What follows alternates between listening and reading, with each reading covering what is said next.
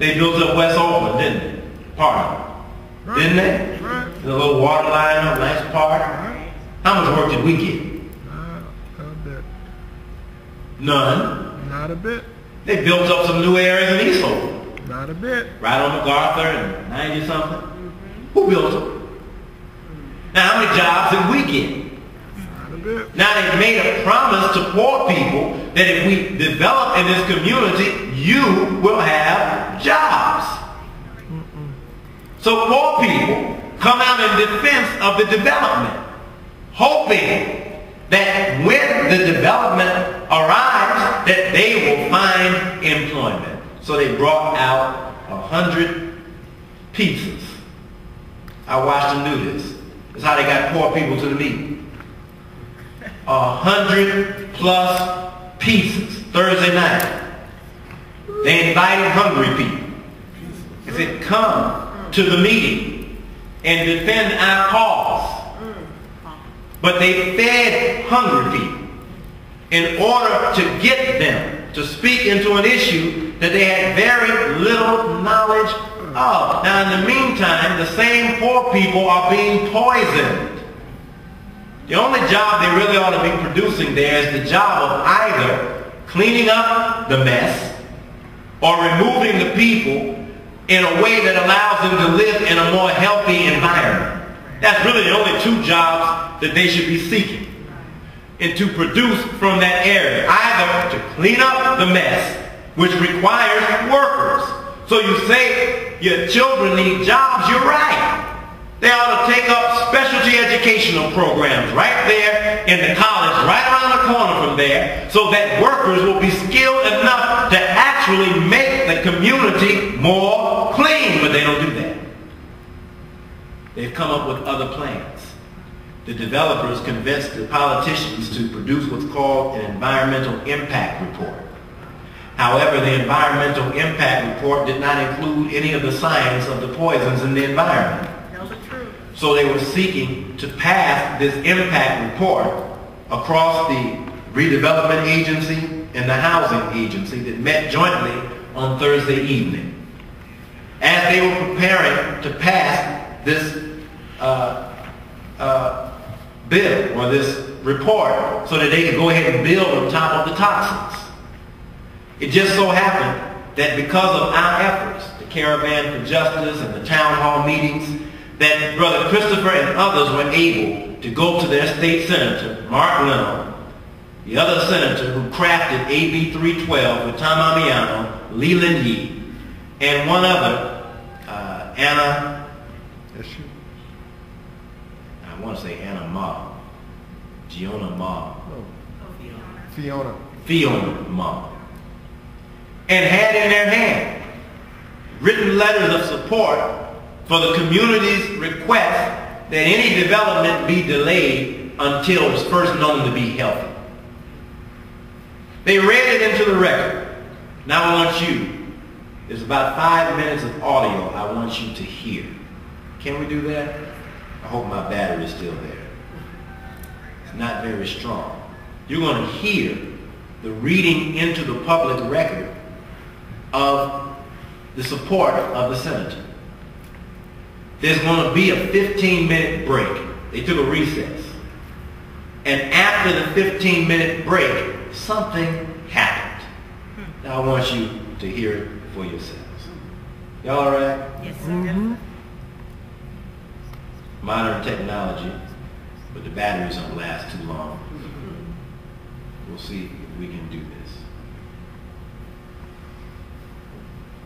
The first voice you'll hear is from a young man who served as the director of our Muhammad University in San Francisco and also sat on the board that the Navy established so that the community would have an involvement in their effort to clean up the area. I think it's called the ROB board, where they invited members of the community to participate and be knowledgeable and participate in. Oh boy. Now we're going to play now? Oh, here we go. To participate in the process so that the community would know that the housing area is being cleaned up. For several years, residents of San Francisco Bayview community have argued against proposed development from the Lennar Home Building Corporation. After pleading and appealing to the city government and local politicians for the past few years, local leaders and community residents have realized they're fighting a losing battle to elected officials who have been paid. I didn't see all the words. You can catch that on YouTube. Good evening, Commissioners. My name is Mohammed. I'm here. Community Educational Committee Chair, former RAB Community Co-Chair for Restoration Advisory Board. One of the things that we want to impress upon you is if the shipyard was clean, then there would be no need for cover. If it was clean, why cover? The Navy stated to the RAB in their 5-year plan that the reason why they had to do a baseline cap is because the radiological elements are so intertwined with the natural occurring elements that they would not have enough time to clean it up to be able to have an early transfer. That's the reason why they're covering the cap. They're covering the shipyard, a baseline cap. Well, Super stated if it was clean, there's no need to cover. There's no need for institutional controls. We brought in scientists, well-known scientists, a McCarthy Genius Award winner, an environmental winner who was just on CNN yesterday, who also stated to us that science determines the outcome. She is well-versed in her reputation and impeccable in her knowledge. And all we say is that we should look clearly at what this EIR is stating. It lacks credibility and it fails to ensure the critical issues which is pertaining to the health and well-being of human beings in Bayview Hunters Point. Where are the scientists from the law? Where are the scientists from the San Francisco Redevelopment Agency? Where are the scientists from the Harvard Department? Where are the scientists from the Mayor? Where are the scientists from these people that can be able to sit down with Will Masubra and address these pertinent issues? When we talk about dreaming, those come to people who are asleep. We are a community that has been awakened. And we're not the only community people who have been awakened. We have a letter from Senator Yee, who states that he is asking you to strongly not have a waiting shipyard to be early transferred. He is stating that we have this letter circulating right now. And we also have an awakened Senator Mark Leonard, who states, therefore, based upon the issues and concerns raised by community groups and environmental scientists, I urge you to not accept the final EIR.